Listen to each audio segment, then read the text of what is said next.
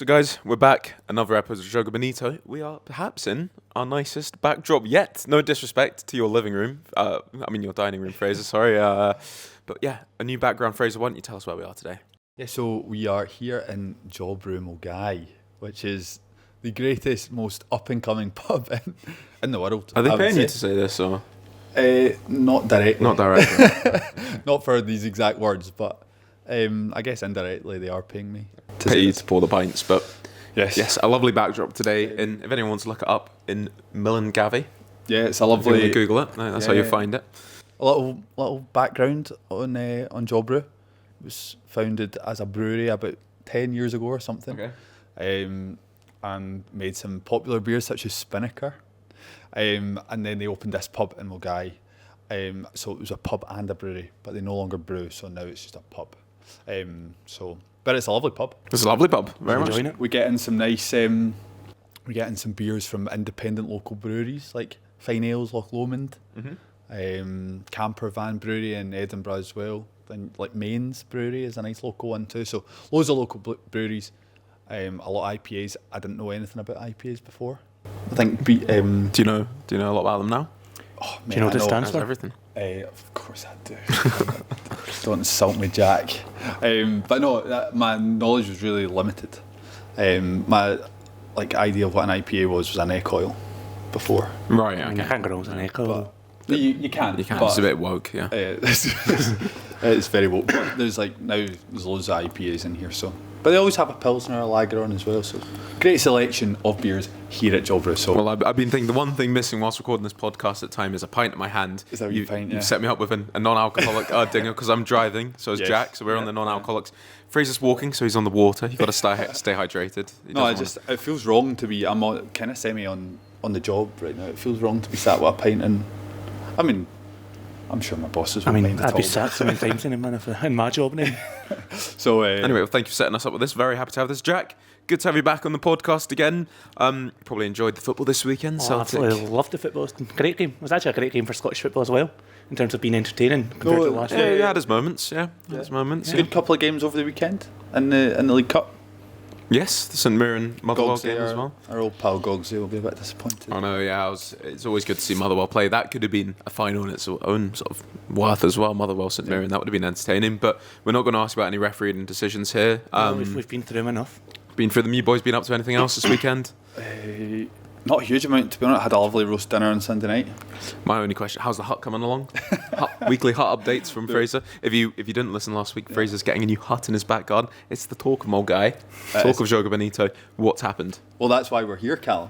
Because the hut has taken up so much of our garden and the dining room. Because we're painting stuff. I don't know what I'm doing. I'm just being told to do something. I might do it. And so that's why we're here, because there's actually just our studio is being taken up by planks of wood and paint and things. So hut's doing good. The foundations have been laid and levelled, not by myself. Right, that's good. I'm glad to hear that. Yeah, don't have that skill set. Look at those hands. That's not a working man's hands. I've never seen a day of work. Those hands. That's true. That's true. These hands are for pulling pints only. No, yeah. True. So just pints. Sorry. I'm in my offside. Check on that one. But yeah, hut's coming along nicely, so it should hopefully be up in 2027. So lick of paint on this week. We're out there painting it, so it's coming together. Looking forward to seeing that. Jack, much else other than the football? Not last week though, but next week I'm off to Liverpool. But again, for more football though, Everton Fulham on the go, so I never realised how hard it was to get tickets down south, honestly. And you need to be members of these clubs now to actually get tickets and then pay for the tickets too. But you know, of course that's going to happen. Supports a wee team like Celtic then, eh? No, but it should be good though. It should be good because we booked to go down there, couldn't get tickets, and we thought, put a coupon on and go to the pubs. And I thought, could have just done that in Glasgow, couldn't you? So it'd be good to go to an Everton game, see the Anfield Stadium tour. So that'll be good. Who are you most looking forward to seeing? What player? I'm looking forward to see David Moyes the most, to be fair, out of anyone, yeah. Just shouting on the touchline, Jack's like, yes, David, yes, son. Yeah. It's got to be that wee... I know who you're going to say here.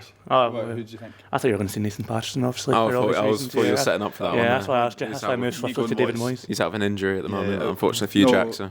Josh King Oh yeah. I've not good. seen much, He looks but good. I would like to see him in it. He seems like an up and coming player. Calvin Bassey. I knew that was coming too. Calvin Yeah. Bassey. Yeah, and his lovely I shorts. love Harry Wilson.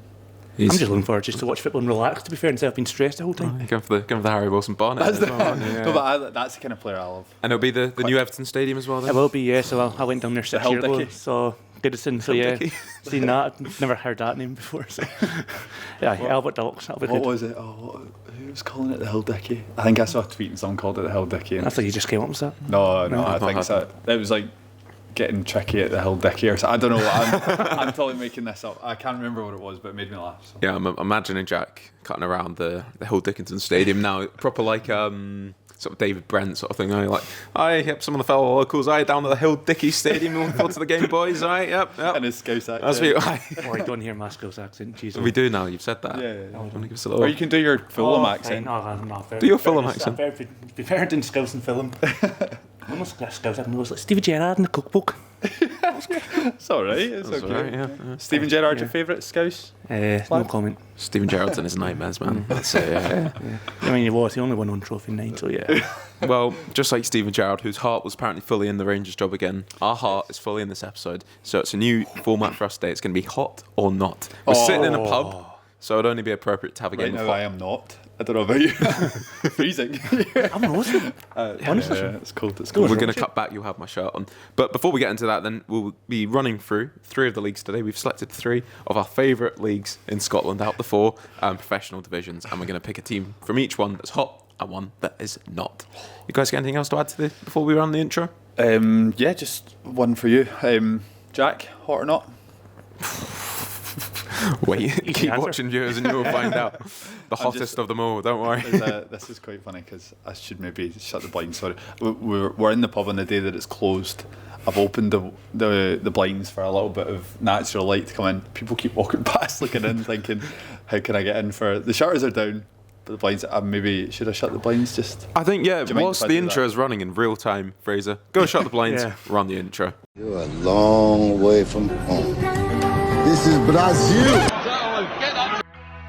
James McFadden scores for Scotland. The afternoon belongs to Lewis Vaughan. Make it 3.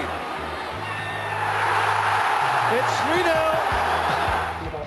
So, boys, Sorry, mate. we've got 3 divisions to run through. You're right there, Jack. Sorry, interrupted you. That's quite alright. You know, we're here to instruct strike each other. one. I know. Yeah, that happens 2 more times. Do not interrupt, Callum. Yeah.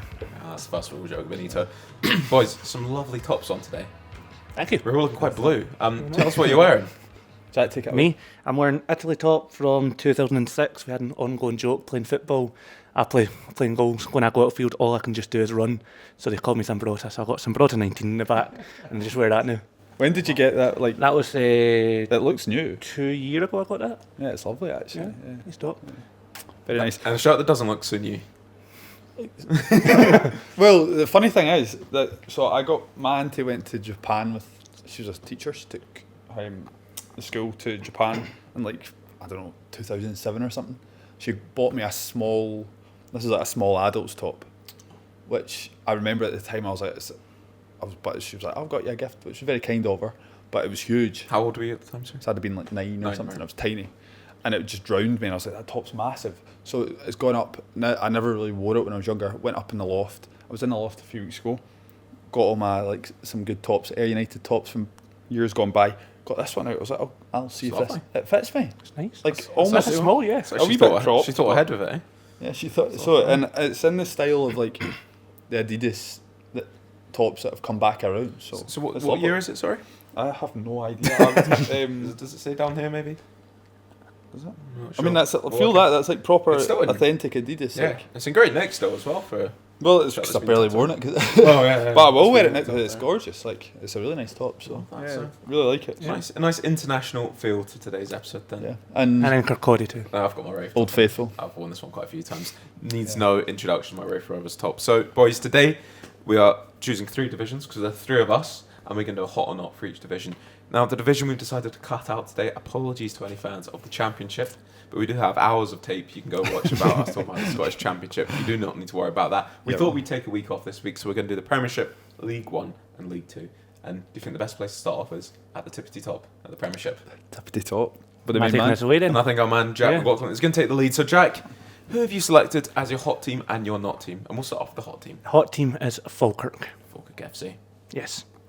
Doing really well right now. Obviously, they've beaten, who's beaten so far? They've beaten Kilmarnock, they've beaten Dundee, drew against Rangers. Obviously, had a game at Celtic Park, didn't do as well there, but they did play quite good football there too. I just like the whole setup they've got going on there, to be honest, in terms of the style of play and the players they've got, the way they're implementing it. Just seems to be a really smooth and easy on the eye team to watch. For anyone like me with a bit of a bad memory, give us a reminder of their game on the weekend. So the game on the weekend there, they were brilliant, especially in that first half against Kilmarnock. I'll move on to Kilmarnock later on, but they were pretty appalling. But Falkirk were sensational in terms of high press, good energy. They could go long, they could go short. There was a mix of goals in terms of quality, in terms of like being technical on the ball, and then using the physicality of the strikers going up. 3 goals in that first half. It was the first time, I think, since September 2008 they have won back-to-back home games in the top flight. So that's a good achievement for them doing that too, and especially the first goal too. Who was in goals in that season? In that season? For Falkirk? I don't. Kasper Schmeichel. I'm guessing that. But I don't know. I don't actually know. It's quite a fun guess. It's a terrible fact. I don't know if that's true. You just set me up there for a failure, haven't you? I don't actually know. I'd assume it was Kasper Schmeichel, but that's why I asked that. No, but yeah, in terms of the players they've got to, just from the whole team, from the goalkeeper and Scott Bain, obviously Bainiacs like me, recalled to the Scotland squad when we were filming this. So, you know, I'm quite happy personally to obviously been on the Celtic books, and he was signed almost like as almost a sort of emergency in terms of Craig Gordon got injured, needed back up to De Vries, and you know he got injured debut against Rangers and stayed there maybe a tad too long, but obviously financial reasons, family reasons. That's a good place to stay. But whenever he came back in, he also got sort of ridiculed a wee bit, just an ongoing joke in terms of like you can make good saves and just have a moment of madness. So I was quite glad to see him move away and doing really well, being a key player for Falkirk, and then getting rewarded with a call up for the first time in 6 years. Yeah, I think players, Steve Clark said himself, players deserve to get rewarded for going off and playing football. That was his quote after recalling Scott Bain to the squad. Fraser, big games coming up for Scotland. We do plenty of Scotland chat around here on this podcast. We'll come back, but very briefly, I think Scott Bain has to be the man to go and goal for the Scotland games coming up. Yeah, absolutely. I think we've discussed this. Liam Kelly not playing enough, Craig Gordon not playing, Scott Bain playing every week, and a good Falkirk team. He's experienced, he's played for Scotland in the past as well, so I think it has to be him, really. Yeah. So I guess well, we're all Bainiacs around here by the sounds, but yeah, I think I can see the argument for Craig Gordon. Just, you know, a big game. Scott Bain's not put a Scotland shirt on for a long time. Just thinking what Steve Clark might think on this as well. But the fact he's not even, if he'd played 1 or 2 games and looked like he still had that sharpness about him, you'd maybe give that sort of that more of a gamble. But he's not had that at all. It's such a sort of concern at this moment in time. And yeah, I'm tipping Scott Bain as well. But back to the Falkirk chat then. One of the things I've personally loved, Jack, about watching Falkirk play is that they've not really taken the handbrake off since they came up, which is what they carried from League One into the Championship so last season, and this season coming in again. I've got to say, the attacking movements looked absolutely fantastic, and those 3 goals in the first half were brilliantly constructed moves. The players, just in that, they've got it behind the striker in terms of Miller, Williams, Wilson. I know they didn't play Williams and Wilson against Celtic, but I was listening to some of the feedback from the manager, and they're sort of prioritising the sort of legs and the bodies, and they sort of thought, well, that game there, let's not play them, we'll bring some players in, resting for Kilmarnock, but they're great. Williams, 2 W's there. Williams' close control's brilliant. Is Williams the one on loan from Manchester United, is he? I think so, yes. And then Miller's the one I've been most impressed by in terms of just the energy constantly, in terms of just to win the ball high up and constantly just bombard forward, and then, you know, can create chances at himself, setting up teammates, just quality player. That's interesting, that, because I was listening to Give the Terrace podcast another shout out. They were sort of talking about Calvin Miller and how, you know, I had a sort of slow start to the season, not been brilliant, but in recent weeks has sort of kicked on, because I think we were discussing as well off camera, like what kind of players you've got. Scott Tiffany, you've got with Logan Chalmers, if he was to make the step up from Championship. All these players are absolutely phenomenal Championship players and rip, you know, defences apart in that league.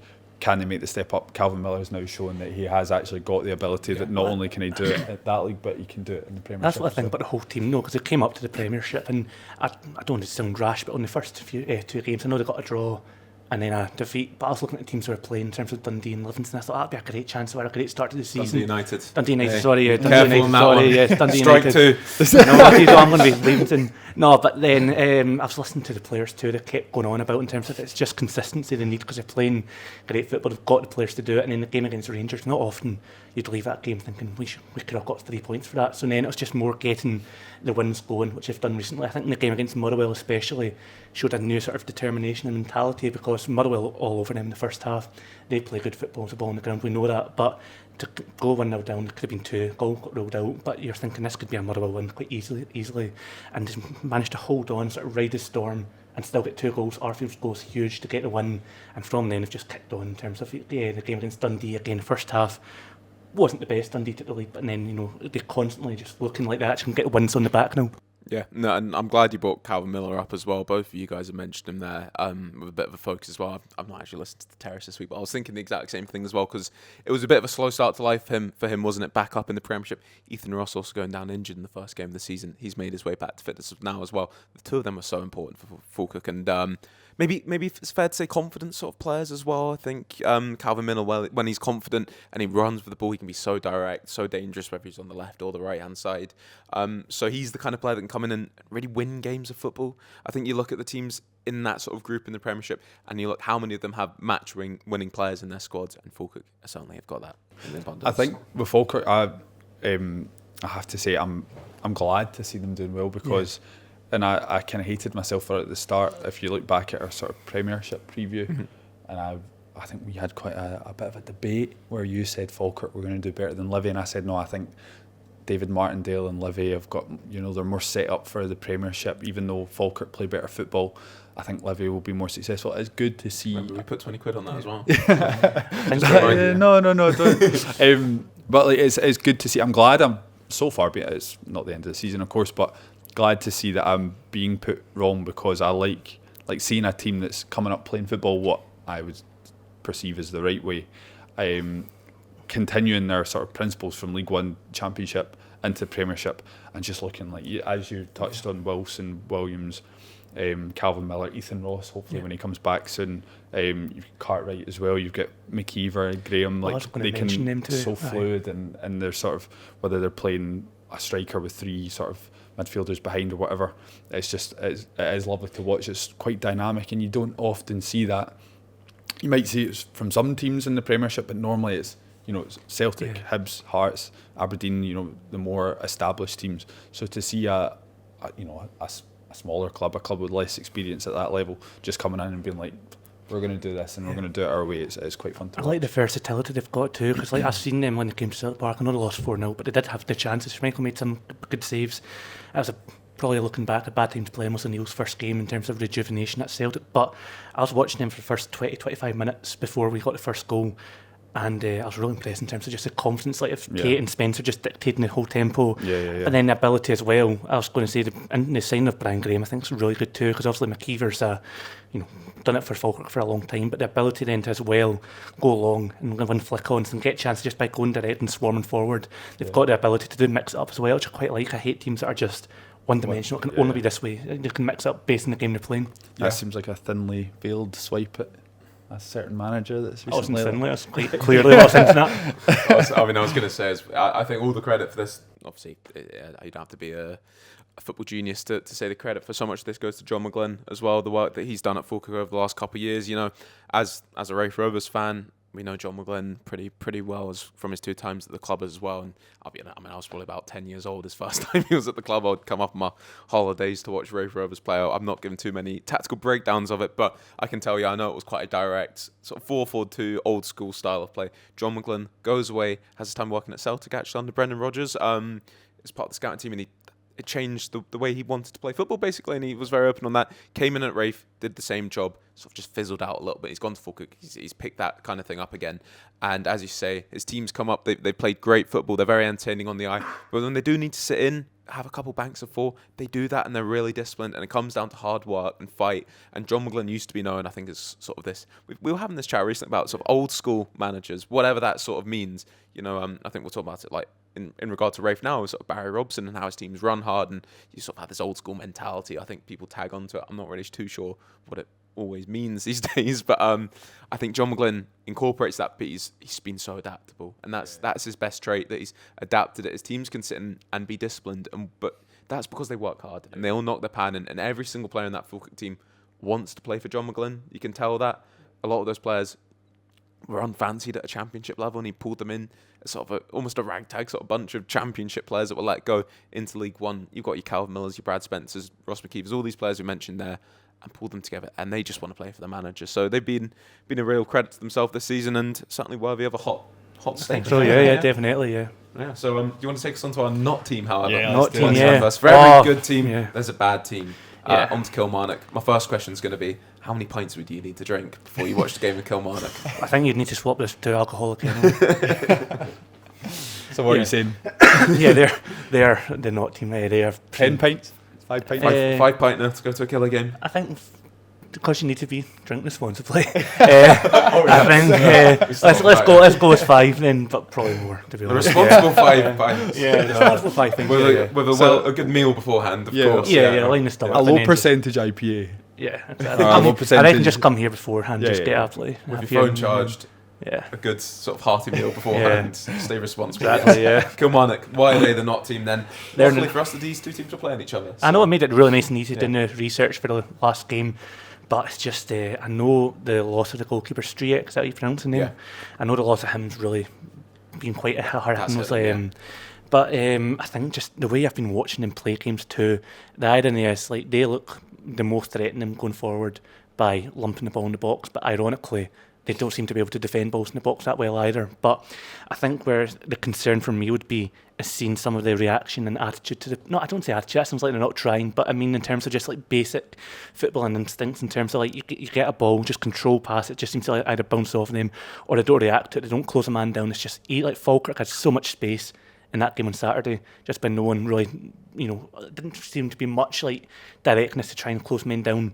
And I just think I've been listening to a Kelly podcast, and obviously I didn't speak for all Kelly fans, but they're saying they've got some players there. It's just more the squad's not as strong as you're seeing now as injuries too, and then trying to shoehorn players into different positions. Like I read that Kelty's created like 15 chances in the league this season, but he's playing in a midfield 3 rather than further forward or on the wings. And then you've got Dackers on his own. Doesn't look as comfortable in terms of they were saying it'd be better if I had Danny Armstrong from last season, him playing in that team, surface constantly, balls in the box. It just seems like the players have got, I know injuries does play a part, it just doesn't seem to be working, and then the confidence is just draining thin too in terms of just struggling to actually win games now. How many losses in a row do you have that? Or I think it was a win? 3 or 4, I want to say. I can check. I wasn't sure we had that to hand. No worries if you don't. Yeah, I've got everything else to hand. I've got four losses in a row. I've got, and that's all the last I went up to. That's getting rough, So yeah, but I think I know there's rumours going around, and we're talking about Craig Gordon. You want to talk? No, sorry, I was just, for jumping in here, I would just like you to read out your style of play, bullet point, if you can do that. Goodness. I'm not going to get your daggers now Just, from Kelly fans. I'm quite interested to Style of play, honestly, just feels like a lump it into the box and hope one of the big men get on it. I mean, that's damning. That's. Sorry, I just found that quite funny. But carry on your point. So I was going to say, I know we're talking about the midfield there being quite not reactive and struggling for goals, but the goalkeeping situation is a big one. Striek is a big player for them. It's going to be a big loss. Yeah, definitely. I think you do need to start this up by saying as well, I hope Max Strike's doing well too. I think he's had a sort of a routine medical check and something flared up, and they've not released details of that obviously for his personal situation. I hope he's doing okay, but that has left Kilmarnock pretty short in goal. Eddie Beach came in, didn't look too convincing to say the least, and they got the emergency loan signing of Toby Oluwayemi, I believe it's pronounced. Oluwayemi, yep, who saw a fair bit of at Dumbarton last season. Looked quite, I'd say he looked a bit shaky at the start of the season as a championship goalkeeper, where he's obviously sort of trying to play the game in the way the modern goalkeeper was, sweeping out, and at times, certainly I was watching him in 5 derbies against Rafe at the time, where you're quite happy to see a bit of a young goalkeeper look a bit more rash. But as the season went on, he definitely looked more solid as the Dunfermline goalkeeper, to be fair. And I think Dunfermline fans would have been quite happy to have him back, but also they didn't get him back, and I don't think anyone was sort of, tearing down East End Park about that. So I was a little bit surprised to see him move to a Premiership team. Obviously, it's in an emergency situation, 7-day loan, which has been extended again. Although Killy are playing Celtic. Yeah, so, I found that surprising in terms of they've signed a goalkeeper that's I know they need to cover, but they've signed a goalkeeper that's young and inexperienced, and they've got one of them already. So I know there's been rumours of Craig Gordon and Sandra Clark, but you're thinking, surely if one of them's available, you'd have gone for them before a young Celtic keeper that's not played for us. Yeah. And it just seemed a bit bizarre that now they're going for it. And it's just more, you can't play on Sunday against Celtic. Well, we don't know when this podcast will come out, if there'll be any news or updates on that. And if it's happened or, they keep pursuing it, it'd be one of the best stories I've ever seen. Hearts loan one of their 3 goalkeepers to play Celtic, their title rivals. And imagine if Craig Gordon turns up at Parkhead and man of the match performance, put Hearts 14 points clear at the top. That would be incredible. Not to mention the fact he could probably do over 90 minutes before the Scotland break as well. But certainly interesting move from Kilmarnock. But you could see that difference on the weekend. Certainly, they look pretty shaky in goal. Yeah, I just think it's. I wouldn't say he's done anything wrong necessarily. It's just more you've gone from a keeper like Striek to then having these 2 young inexperienced ones. Ross McKeith sort of scored off a rebound. Yeah, I was going to say that was a very good question. The first goal sort of goes for him a little bit, but you're being a bit critical, but it is. I think it's just more because you're so used to a keeper that's like you keeps teams in it. To then have 2 youngsters, you're automatically going to look at that and go, well, that does have an impact. And again, it's who's going to play for them in goals on Sunday. Again, we don't know when this comes out, but obviously, we know all of them can't be playing. So it's either going to be Beach or they're going to have to bring someone else in. And obviously, you've seen Celtic recently, they've seemed to have sort of had a new lease of life under Martin O'Neill. So you do need your defence and goalkeeper to have be on the form of life to get anything going to Celtic Park. We do know as well, and I challenge you to say you rarely see a team with a good goalkeeper get relegated from the Scottish Premiership. That seems to be the regular course. There's no sort of Trevor Carson Joker card in their sleeve, unfortunately. So Trevor Carson's an interesting one as well because he would have been available. Possibly, maybe not to another Premiership team. But certainly, they've left themselves a bit light in goal going in with Eddie Beach as the backup. Maybe he seemed a bit risky for them. Big game this weekend then, you feel, for Kilmarnock? Need to just get a bit of positive momentum going into the international break. I feel, honestly, I know it sounds like cliched, but I feel it's just one of those ones that's just going to be backs against the door. It has to be for them. And I know I've said earlier on, it's threatened for balls in the box. That's probably their greatest strength to hurt Celtic, just because I've said it time and time again, doing the writing for them, just lump a ball in the box, honestly, and you can just see carnage erupt from Celtic, either first header, second header, just you do feel shaky the whole time watching Celtic defend the ball in the box. So that's probably the best chance they've got. That's how they scored at Rugby Park too, Watson. He's one of the good bright sparks, to be fair, Watson, in terms of Watson, he's played, I think, 117 times for the club and he's only 20, so people do forget how young he is. 117?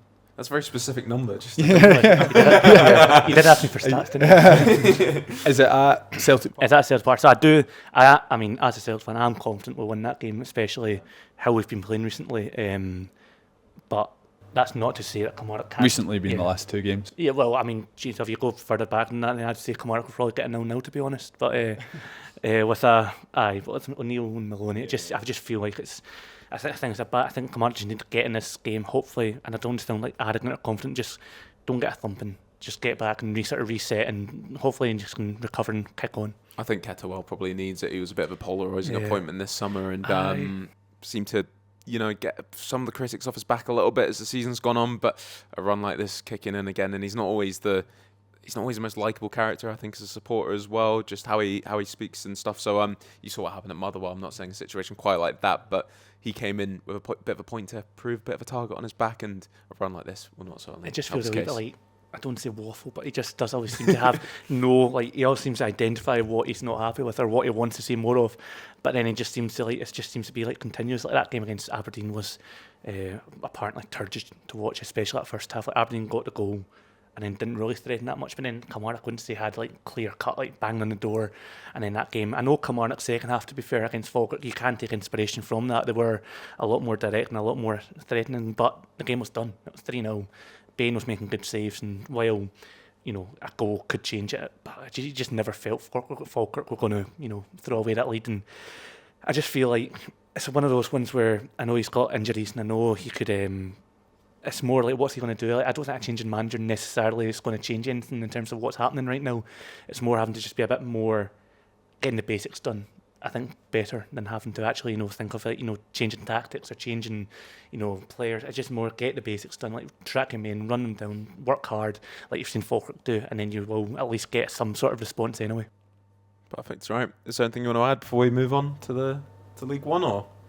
You happy with that? From you, Press, I quite enjoyed that wee segment. Enjoyed that one, yeah. Particularly the knot. Yes.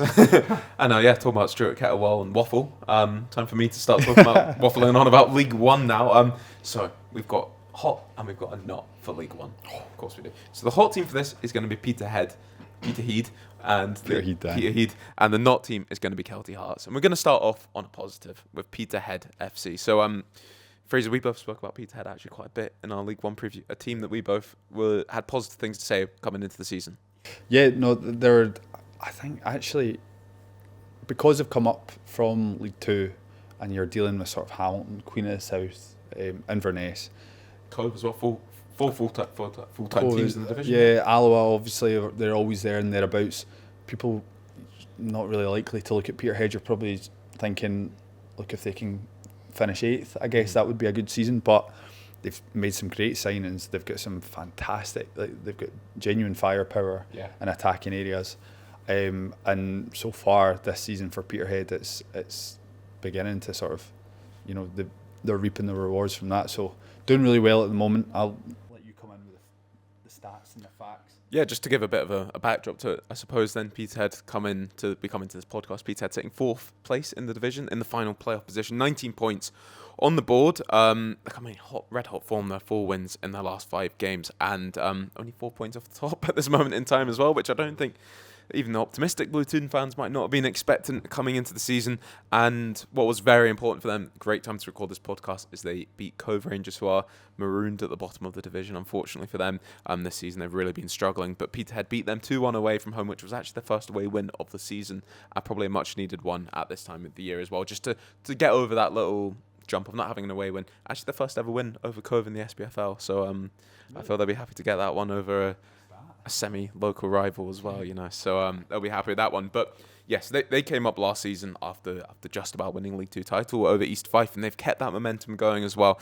And they're a team I really enjoy watching. I saw them play against Stirling Albion actually in that title run in last season, and it was a tough game. They won it 3-2, I believe, a last-minute winner.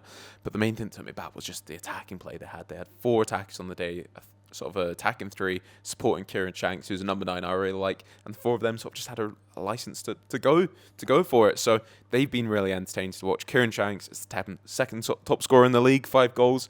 We didn't know he was going to re-sign this summer. We mentioned it earlier on. Jack, I don't know if you saw this, Kieran Shanks. No one knew what was happening with Kieran Shanks this summer. It was sort of a mystery. Is he re-signing? Is he not? And then they had a game against Motherwell, I think it was, in the Cup. And just like half an hour before kickoff, they did a tweet. Kieran Shanks has signed a new contract, by the way. It was the most mysterious sort of contract situation for Shanks in the Scottish leagues, I think, this summer. Yeah, I saw him doing an interview not too long ago, and they asked him, like, after your summer of uncertainty, how did it feel to get back? And he was just like, fine. I'm like, well, I was invested. So no one really picked up on my I got it. That's where I know you were saying now. Good. I was desperately trying to share the horn that in there. I know you were.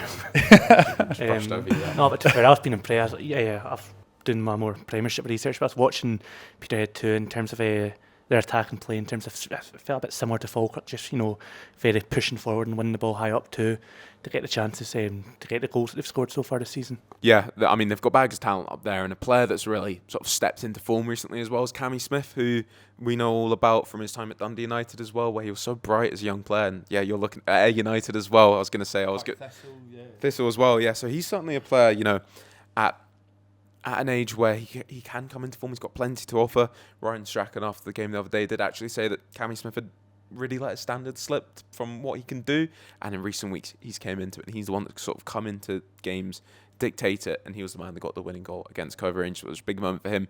Jason Brown at the back as well, 4 goals this season from centre-back. Apparently a top 10 scorer, Peterhead history, according to their socials as well. So shout out to him from centre-back. Made his 300th appearance recently, but he's been so important. But Jordan Brown and Ryan Strachan, they've just done such a good job since they've came into that, into the sort of co-management position at Peterhead last season. Rode them to a league title, and this season they've came up and been really good. They did recently, though. This is actually where their form sort of jumped back into such a high level, is they had a terrible blip at home, and I don't know if you want to call it a blip or an off day. It's a bit of an excuse. I think it was Ryan Strachan did the interview for that game as well, where he said he didn't want to really call it an off day. It was just terrible. Where they lost 4-0 at home to Hibs B in the Challenge Cup, which just sort of came out of nowhere, and was really bad, and he made no excuses at all in that interview. Where it's like it needs to be better. They can't have performances like that. And since then they've gone on a really good run. And I think he wanted to see a reaction from his players. He said after that game and what they've done, they've reacted to it. And their home form this season especially has been absolutely phenomenal as well. 13 points, 4 wins in that time as well. 1 draw and 1 loss recently against Inverness. They lost as well, but their form's been really impressive and certainly looking up the way for Peterhead. Yeah, I think they can go for the title. Title might be a bit much. I think Inverness are the strongest team in the division. Obviously, they've had a point deduction themselves as well, but I can just see Inverness sort of turning it on as the season goes on. But certainly the playoffs, if you're from Peterhead, it could be something you could look at. I think coming into the season, Fraser said at the start of there as well, coming into the season, if you tipped Peterhead for an 8th place finish, they probably would have been happy enough with that, a season to then consolidate and kick on. But hey, this division it's wide open, for those playoff places. I think Inverness look like the best team. Who knows what's happening with Hamilton Accies? Queen of the South need to sort themselves out. Why not? Peterhead and East Fife both came up and looked really impressive. Both of them have fantastic home form. I think on their day they'll fancy beating anyone at home. So who knows? I think, looking at the table in the way that I think the bottom 2 teams, and we'll touch on that in a minute, the bottom 2 teams are being cut adrift. I think Cove Rangers are looking like they're going for the drop. So I think Peterhead, with the way that they've started this season, I think they'd be disappointed now with 8th. At the start of the season, I'm sure they would have bitten your hand off for that. But I think just with the quality, with the sort of state of other clubs around them, and the way that they're sort of motoring along quite nicely, I think Peterhead fans would rightly be thinking, what, we can start to hope or wish for a little bit more than just safety. So it'll be interesting to see how they get on. To be fair, I like the thing that you said there about the interview as well after that Hibs game, in terms of actually saying no excuses. I like that too, because the amount of times I've interviewed players and you say, what went wrong, what do you think the form is? Go to just a sort of media trained answer, just go, no, we are working hard, and you have to. I like when you actually go and say it's not good enough. You're not going to throw anyone under the bus, but you can just be brutally honest and just say that. And as long as the players are aware of that, then you can see the response as you saw. I know, say, Cove Rangers, but you still, you can kick on from it and try and be the better side. As the interviewer, you need to double down. All right, don't take no for an answer next time. That's fair for me, isn't it? No, but yeah, I agree there, and his players certainly reacted, and I'd like to pick up more players in the squad, but be here for quite a long time. But another player, such I mentioned, Max Barry, so entertaining to watch him and Shanks in that attack. A player that's quick, great turn with Cammy Smith up there, Craig McGuffey, someone else well from there. On his day, he can certainly be a good player. Probably needs to have more on days, but certainly when he is on form, he can be so impressive. And then Niall McGinn as well, sort of the sexy name in there, isn't he? But he's good at coming on for the final. He's been coming on for the final 10 minutes of games to see them out, sort of stick his bum in the way and win a free kick. Why not? He's not quite the same player. You probably saw it the Euro 2016 kind of thing, but certainly coming on and having his impact. But a team then that have been struggling at home, whilst we've been looking at the form team at home. A team that cannot do anything at home is Kelty Hearts, who have picked up 0 points at home this season. Yep. 1 goal, 15 conceded. Yeah, I've done the same maths as well. Yeah, 1 goal scored, 15 conceded is crazily bad. Luckily for Kelty, they have picked up a couple points on the road, seven of them to be exact as well. That's not a bad amount of points for we a talked team about like Peterhead there, and they picked up basically nothing on the road this season until this weekend. But Kelty, have picked up 7 points, but really that home form is puzzling. It's safe to say something they really need to address quickly. Time and where the pressure will be building up a little bit on him as well. He's came in and he wants his team to play a good style of football. I suppose you say passing out from the back, but there's probably a part of it where it's getting a bit tippy-tappy, and it's probably difficult for what is quite a young squad as well to be able to do that. They've been propped up by a lot of loans coming in as well. They've got the cooperation agreement with Aberdeen, so quite a few this is when you get into this, you're getting a lot of the 16, 17-year-olds in that.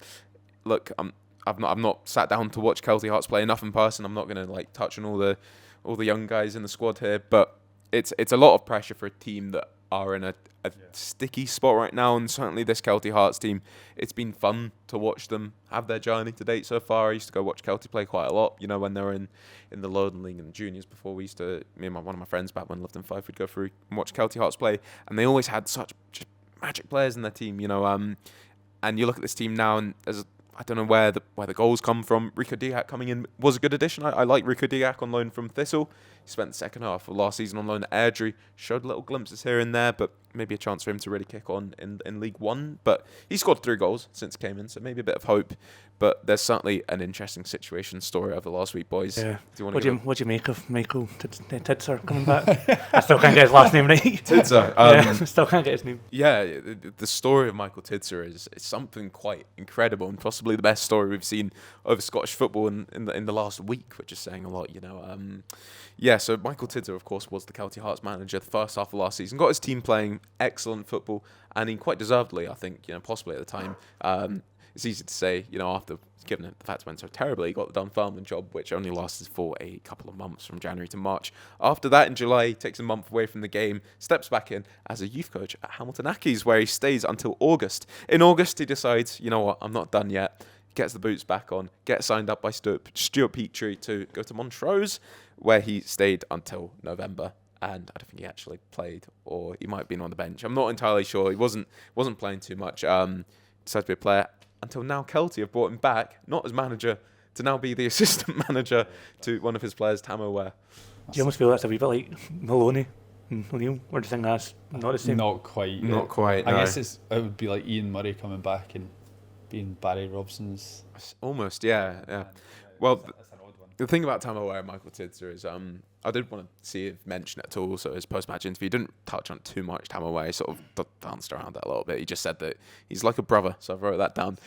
They've known each other since they were like 18, he said. And Michael Tidser, in all fairness, is someone that's very connected to the club, knows the club very, very well, played there for a while, and if he's back to play again now and he can get himself fit, he's actually a really useful player for them. I actually think that was probably one of Kelty's big misses last season. They lost the manager, but they also lost their sort of steady. He's a bit of a metronome in midfield as well. He's calm on the ball, and he's always good at that. I'm actually surprised he probably didn't step into Dunfermline midfield when things were going so bad. So a good player to have back in there as well as that, but certainly an odd situation when you had someone that was making the calls now as the assistant. But I suppose for Tamo, where he's on the pitch being a player, he did actually say after the Allo game, there were no excuses for that performance. This was their game of the weekend I really should have started off with, which was the 3-0 loss where they had a couple of opportunities but conceded some really soft goals again, which is just a bit of a reoccurring theme when you watch Kelty play every week. They've just been quite soft in defence, which is a bit of a surprise with Tamo Ware back there, who's such an experienced player, at championship level, not even just League One level, can win his headers and everything. But he said no excuses for any of the players, including himself. He said, that he needs to step it up himself. But Kelty, they probably wouldn't want to lose Tamo Ware as a manager because they wouldn't want to lose him as a player as well in a similar strain to Tidser. So maybe Tidser comes in and he'll end up calling the shots. So I kind of want to get down to a Kelty game probably in the coming weeks, see how this sort of dynamic works. But maybe if Tidser's the man on the sidelines, controlling the team a bit more. Maybe that's sort of what Tamo Ware's thinking, that Tidser can be there as a vocal voice, I suppose, on the sidelines. But yeah, they need an upturn in form though, because it's looking quite dangerous for them. 7 points on the board, just 2 points above Cove, 4 points behind Montrose. Montrose are probably the team they need to pull back in. Tamo Ware mentioned after the game, Montrose losing the other day, that was such a big disappointment that he felt they couldn't just start clawing points back because there's only so much time. You do have to catch up with teams like that, or you do run the risk of getting a bit caught adrift at the bottom. So, Kelty, they are the not team. The not. Good analysis. Thank you very much. Right, do you want to move to League 2? I'd love to, yeah. Fraser, I'm up for this one, yeah. So my hot team in League 2 is Stranraer, and my not is Dumbarton. So obviously we'll start positively as always. On the wrong, there we go. I'll go into my notes about Stranraer, but Stranraer's an interesting one. Again, I think if my memory serves me rightly, I think the two of us kind of tipped them to be the team to go down. Yeah. And I guess it's very much still a real possibility, but in recent times they are on fire. They're looking really good. They've come up with some fantastic big results in recent times. I think the standout performance was away at Meadowbank against Edinburgh City. Fantastic victory. 3-1 perhaps makes it seem like it was a little bit more comfortable than it was.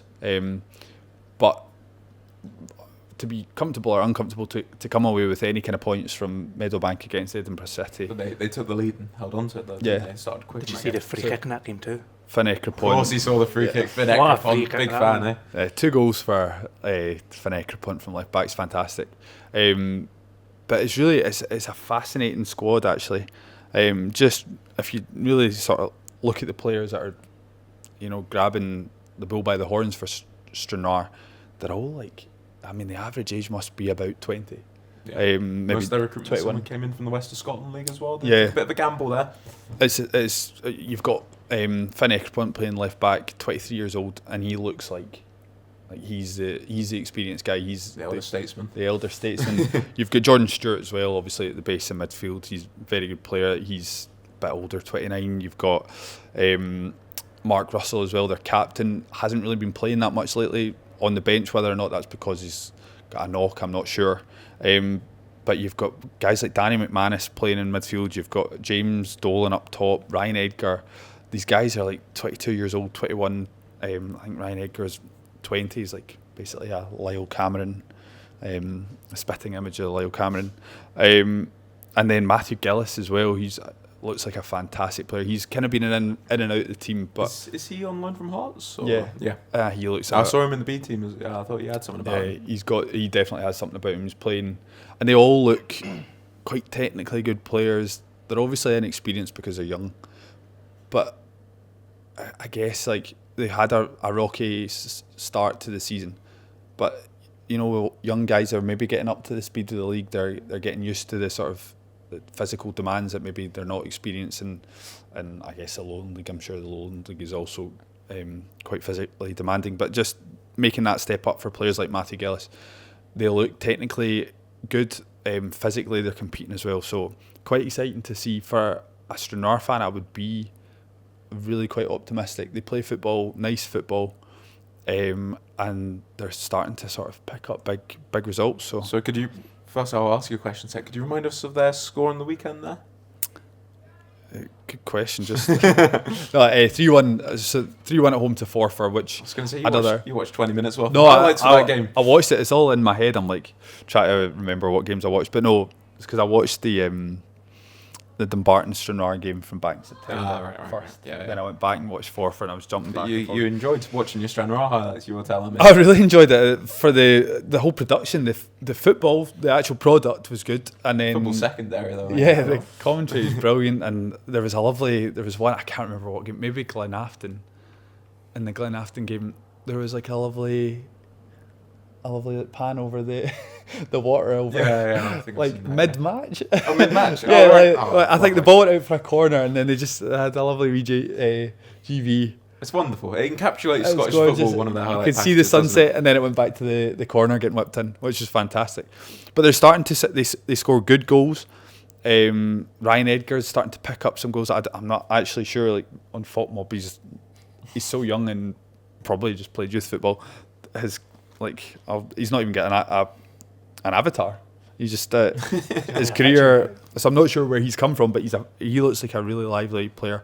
He was a provider in Meadowbank for Finn Ekrapont's first goal, which is a lovely bit of footwork in the edge of the box, and then a lovely slide roll pass through for Finn Ekrapont to get onto the end of. But then he's picking up goals as well. He's scoring against Glenafton. I think he nicked a winner, or he got on the. I made it 2-1 against Forfar at the weekend. They just look like a good team. I don't know whether they've quite got the sort of grit and determination to really push for the playoffs, but they've got quality. That's the thing you said. Obviously, that game at Meadowbank was a massive one for them. But they've got Clyde, Spartans, and East Kilbride, the top three coming up. Do you think if they can get through that pretty well, then that's a real statement of intent? Yeah, and that is, I guess, a question that they'll need to answer, and they're going into Clyde are in good form. East Kilbride, Spartans are top of the league, but they beat Dumbarton away from home. They've beaten Edinburgh City away from home, so they can compete with these teams. We'll come on to Dumbarton. They're ever so slightly different, but at the time they were playing Dumbarton, Dumbarton were flying high, and Stranraer, it was almost like a kind of sliding doors moment where Stranraer picked up a good victory away at Dumbarton, and they've since gone on a good run. Dumbarton have since, maybe off the back of that result, have gone on a bad run of form. But no, I'm really Chris Aitken seems like he's doing things well. He talks highly of the attitude. He's talking about his players. He's got good players to come off the bench, like Darren Lang. Hasn't really contributed too much from start. I don't know if he started many games, but he came on and against Forfar and got a goal and assist. He looks like a really technically good player as well. So it's not like they're confined to the talent in their starting 11. They've got a bench that can compete at that level as well. So really enjoyed actually looking into Stranraer. It's not a team that I was obviously aware of. I saw Finn Ekrapont's goal. This might be a bit much to say off of just watching their highlights, but Finn Ekrapont surely should be playing up the leagues. I'm not sure. He was on the books at Ayr, wasn't he? Well, he certainly got the technique to follow up. I'm not seeing too much of him defensively. That's probably where you need to check him out. He's got his quality is fantastic. He played under sort of 19s maybe for Scotland. Ayr United prospect, fantastic player. He's obviously found himself in League Two. I don't know. He's got the technique that I wouldn't mind seeing him back at Somerset. Probably one that could keep kicking on. But Ryan, to give you a bit more background on him there. I've done some producer work in the corner. He's a 20-year-old striker who joined Stranraer at 23-24. Was playing in their reserve team from Auchinleck Talbot, where he was before. But yeah, he played in the Stranraer reserve team based off his transfermarkt profile as well. Who are a team that I believe play in the South of Scotland division. Stranraer reserves. They're quite an active team in terms of actually fielding young players and giving them an opportunity to play as well, which I know from my time at the Caledonia Braves, they had them in the South Challenge Cup, something like that. Yeah, they played Stranraer reserves, and he may well have been playing actually that season, but he's kicked on, done well. Chris Aitken, as you mentioned, he seems to have sort of tied things over a little bit as well. Maybe it hadn't quite kicked on last season too much, and this year probably needed to prove what he could do. Another interesting situation where you've got a former manager assisting him, Stevie Aitken, his brother, who was an actual League Two manager as well. And when the two of them came in, I thought, I'd expect to see it the other way around. They flipped jobs in a way. It seems to be working out for Chris Aitken recently, though. You have to say that win at Edinburgh, then you've touched on it quickly. Just to ask you briefly, though, going into that game, you know what Edinburgh City would be like. You know, they're quite, Michael McIndoe's public and vocal on, you know, how he backs his team to play. That game would have put them 2 points behind Stranraer. Stranraer obviously would have looked at that game. Chris Aitken would have told his players beforehand, get a result here, and that could be absolutely huge. And now they're 8 points in front of Edinburgh City. How huge was that win? Maybe just to sort of turn the tide in their season a little bit. Oh, it was massive, and you can see, I think they took a big crowd as well, Stranraer. So they were obviously up for the fight, the fans, the club, everyone involved. I think it helped massively that they scored in the 5th minute with Finn Ekrapont. They scored again in the 14th minute. So obviously that's a big help, but it obviously shows the mentality going into that game where Chris Aitken said, get after these guys. Like, obviously Edinburgh City are seen as one of the best footballing teams in the league, but they've gone there and they've said, look, just go out and play, attack them. They might be expecting to walk this one, but we've got the quality. And I think if I was Chris Aitken, I'd be going in and saying, right guys, like I'm seeing what you're doing in training. Technically, you're brilliant. Maybe just not got the experience that these other teams have got. But Ryan Edgar is also what I love about them is that they're not going with a big bruising 6'7" forward.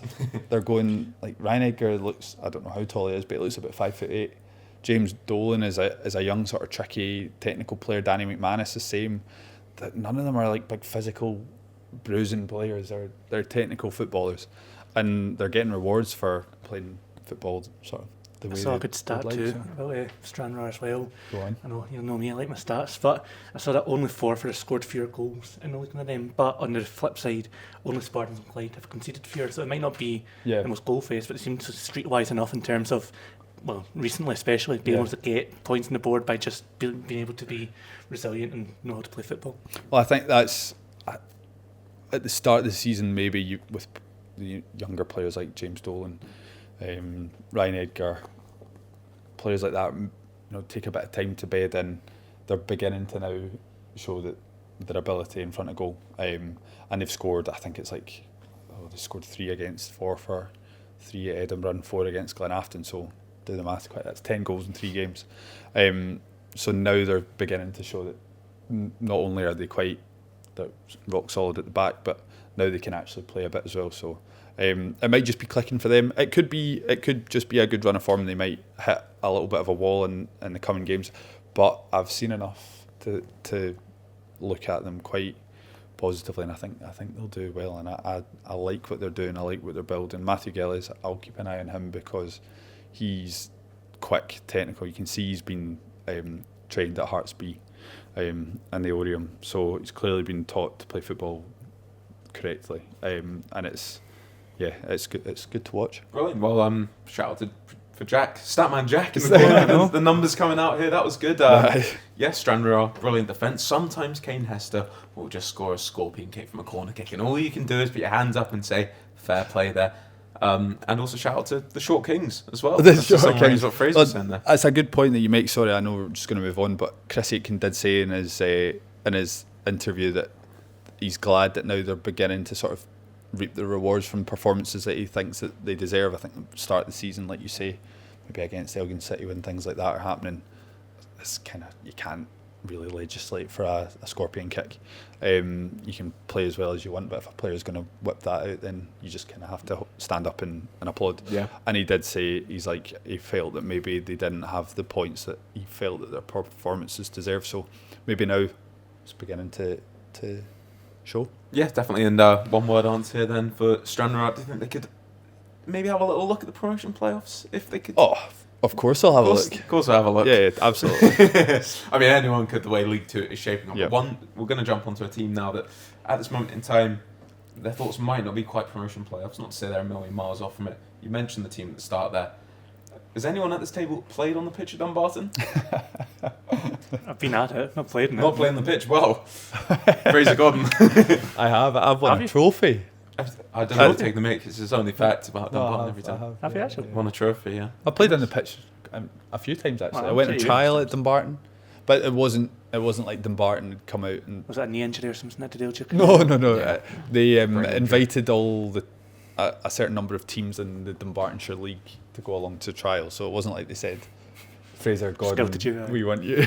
But so I went along to the trial. I did not get signed, unfortunately. So I Maybe played that would have bucked their difficulties this season. Definitely. But, well, exactly. Fraser? 27-year-old Fraser just hitting his prime. Do you want to set the table for Dumbarton at this moment in time? I would. They're having a tricky spell, particularly in League 2. Actually, if you look at their recent results, they've won 2 of their last 4, but that's in the Challenge Cup, that's in the Scottish Cup. We're not counting the Challenge Cup around here. Yeah, that's against, they beat Rangers B 1-0, they beat Tayport in the Scottish Cup 2-0, so not 2 results I think that Dumbarton faithful is going to get carried away with.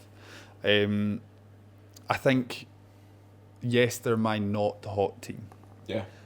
I am very cautious about the fact that I think Dumbarton look fine, they look good, they've got a lot of things that they need to work on, but they've got a lot of things that I think that will pull them through as the season goes on. They certainly have some issues at the back against Clyde. It was fairly evident. Mark Durnan's a very good centre half and has had a good career, very experienced. However, heading one straight into your net is quite comical. It's not really like him as well. Such as Yeah. I think for Dumbarton to be good, they need Mark Dylan at the back to be Yeah. the solid captain that he is. You know, at the end of the day. And I think this is small sample size.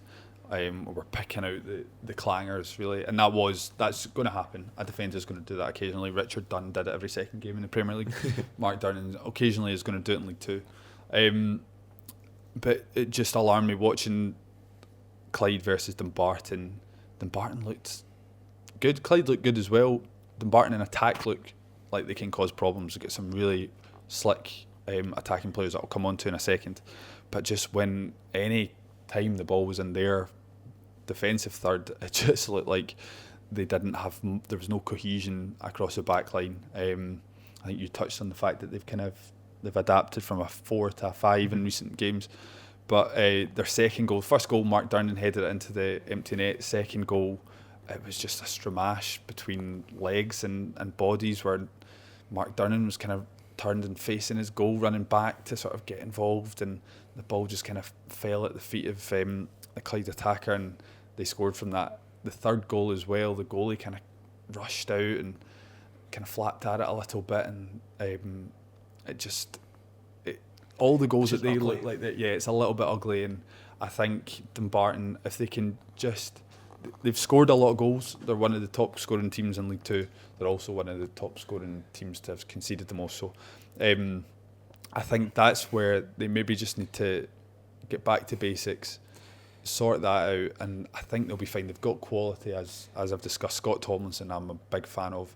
A little bit biased because he's come from Ayr United, but he is number 7, plays with the rolled down socks. He looks like he's like quick sort of play. Can play in centrally, can play out wide, likes to get to the byline, whip balls across. They scored from his assist at the weekend. They've got Leighton McIntosh. They've got some very good players. Scott Honeyman as well, is a good young player, very technical. Yeah. Chris Johnson as well has got an absolute wand of a left foot when he comes off the bench. You've got the polar opposites there.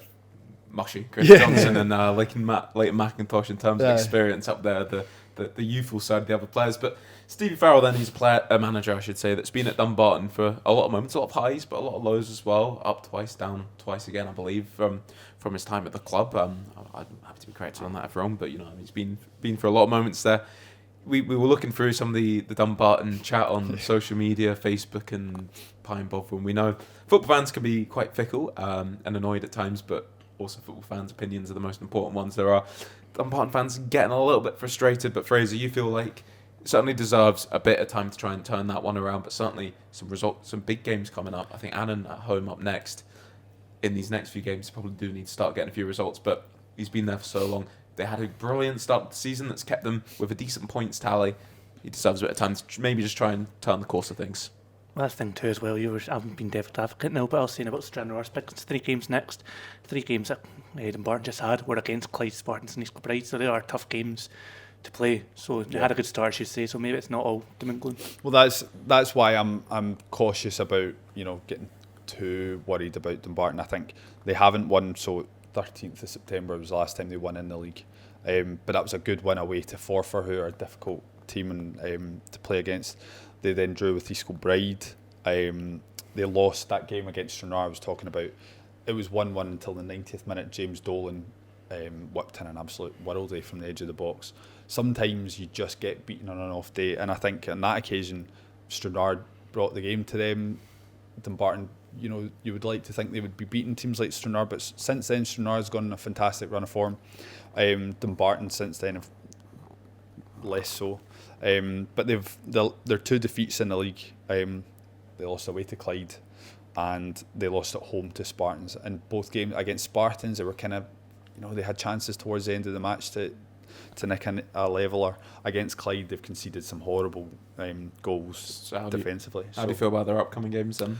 So I think that's important. I think they are important games coming up. I think massively important. We've got Annan at home. They've got Elgin City away, and then they've got Forfar at home. Those are big games. I think they need to be looking to get minimum 6 points from those games. Yeah. If they don't, then yes, I think Dumbarton fans will be rightfully concerned. But I think Annan at home, Elgin City away, Forfar at home, I think they'll be fine. I think they've got the quality, and I think they'll pick up a few wins out of them. It seems like they certainly need it, Stephen Farrell, just to get a bit of the pressure off them a little bit. At this moment in time, it looks like it could be a collision course for a Clydebank Dumbarton playoff for a space in the SPFL. That would be going early. He's going early. That's if it was to trend that way. Someone's got to finish bottom of League Two, and exactly, I don't know who it's going to be, and I wouldn't want to be that team because it'll be a tough game for them and a difficult. If Dumbarton were to go down into what would be the Lone League West next season, it'd be a long way back for them. But a long way to go till then. They've certainly got the quality in their squad. A few big games coming up, so we'll keep an eye out on those. You got anything to add before we jump into our challenges? No, I think we've covered everything there. I think we've covered that well, right? Hot or not? Bonito, yeah, we'll get some challenges, yeah. Oh, go on just quickly.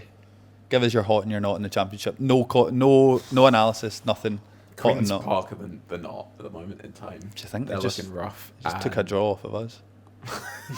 That says more about you. Yeah. Error or not. Albeit, I should have scored about 3 or 4 in that game. Hot.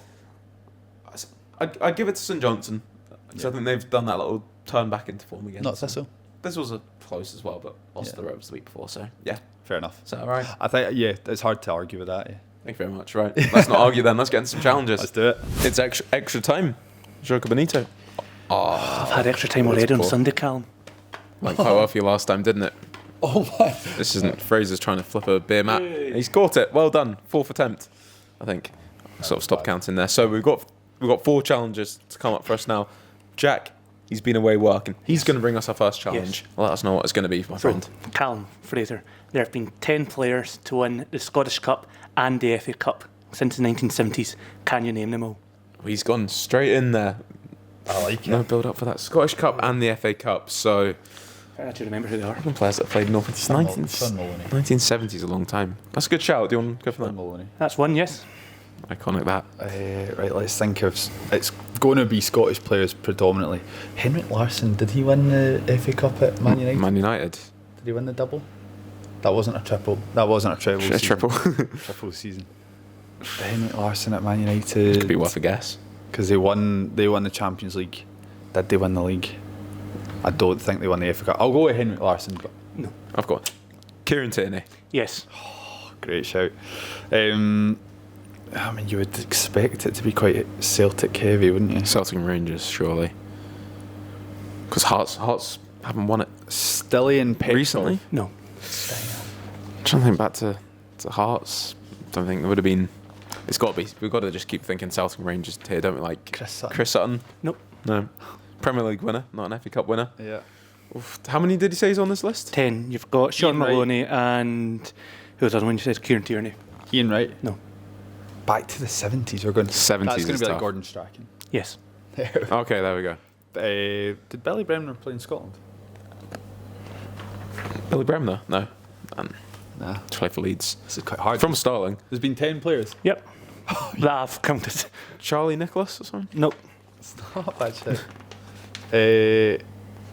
Right, let's think logically. We do need to think logically there.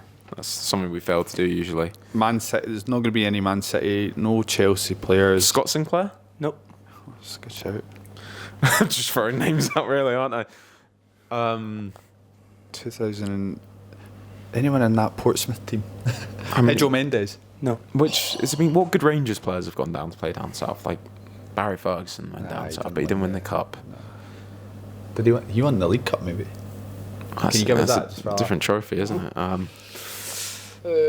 Sean Maloney was a great pull immediately off the bat, man. Liverpool. Well, there might be Gary Caldwell. Actually, was in that team. Gary Caldwell. Yes. Oh, Ah, brilliant pull. Oh my goodness. Bottle was falling there, but we're okay. celebrating too hard. Um, Any others in that team, like Stephen Craney or Stephen Craney? No. Who was there? There might have been worse. Colo Torre? No. Oh, that's a good shout as well. It's quite happy that one. But it's wrong. So how many have we got? See, I'm scared now that all these players are going to be, I'm pure frantically trying to research in the background, but no, none of these so far. I like this. Is a good. This is a I've really got no confidence in myself. a really good quiz. I like this. Well, we haven't Let's got- think Graham Souness. Surely Graham Souness. No. What? What? Think of Scotland players. Darren. 70s? Like Kenny Dalglish? Yes. So obvious. Good shout though. Who's played in both leagues? How many have we got? 5? 1, 2, 3, 4. Oh. You've got Kieran Tierney, Sean Maloney, Gordon Strachan and Kenny Dalglish. I thought we had more than And Gary Caldwell. And Gary Caldwell, sorry, I've not crossed him off. 4. So we've got 5? Yeah, you've got 5. We're halfway there. We'll get some hints at some point, but not just yet. Who's won the FA Cup? Quite a lot of players, mate. Like Quite a teams. lot I of mean, players. we can work our way back. So Man City. There's not going to be anyone Man City. United. Billy. No. Are you going to say Billy Gilmore? Yeah, it's a no, terrible that shout. would have been the That's worst guess. He's not. absolutely I haven't used one either shocker. of them. There's one player I'm surprised you haven't said based on like where he's Recent- played. Recent times. Yeah, he's probably the second most recent after Kieran Tierney. Okay. Okay, most recent. So that's in between Maloney and Tierney. Who's winning the FA Cup in those times? Mikel Arteta? No. Good shout. Good shout. Oh my God. Because Arsenal won it like 3 times in a row. Yeah. Well, not in a row, but in quick succession. But I don't think there's anyone that played up. Oh no, wait, no. Oh my god. I was going to say Andy Robertson, like that was obvious, but it's not obvious because he's not won the Scottish Cup. I'm in the Scottish Cup. Craig Conway. Craig Conway, no. He just won the Scottish. Craig Gordon didn't win the FA Cup, did he? Did he? No. I'm kind of a bit more relief. I was late researching my Clotator there, scared I was going that wrong, but no, I'm right still. So I'm just trying to think of actual clubs. Portsmouth won it 2008. I don't know why I can't think of any other clubs to have won the FA Cup. 2012 was Man City. Who won? No, that was 2011. They won it. Who won it in like 2009, 2010? Arsenal won it 2005. Shall I? I thought Liverpool won it in like 2006. Colatori might have been 2005, but maybe not the Scottish Cup. Yeah, FA Cup winners is quite difficult to remember. Yeah, it's not easy. Do we get any hints or something? I can give you hints in terms of Give us some really light hints. Yeah. light hints. One of them was the Hibs 2016 Cup final first. Oh. And he won an FA Cup. He was the most recent one after before Kieran Tierney. It's not a very light hint. That's quite a heavy hint, but we should be able to get it off that. That is. John McGinn's not won it, has he? No. The Roly-Poly goalie didn't. Anthony Stokes, was he at Arsenal when they won it? Nope. So it's not Anthony Stokes. No. Gary Holt, did he win it? Nope. No. Gary Holt was the season after, wasn't he? Let me just start recording the word no and just press play whenever you say it. Let's just stop for a second. Fraser, calm down, please. All right. Sorry. David Gray played in England, but I don't think he would have been part of like the Man United squads that won it. Is Conrad Logan on the books? No. Someone that won the FA Cup. No. You want me to tell you who he won at the FA Cup with? No. We don't need that. Also, we had Fraser Fivey. Could it be Fraser Fivey? Yes. Oh, phenomenal. That's a good Not show. like we didn't get a huge hint. Right. And These ones are harder now. what era are we looking at? You're looking at 90s, I think, for two of them. I need to check these Terry years. Butcher. No. Mark Hateley. No. Gaza. Of Yes.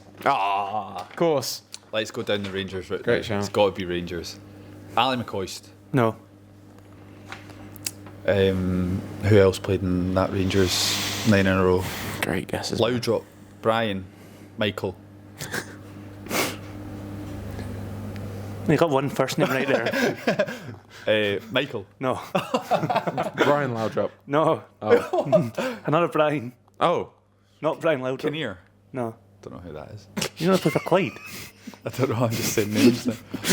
Brian Smith. Come on. Brian Storm. Brian. Top marks are not trying, man. What nationality is Brian? Scottish. That was quite obvious. Class, good on him, but Good for you. Good for you, Brian. stumped, mate. Aberdeen.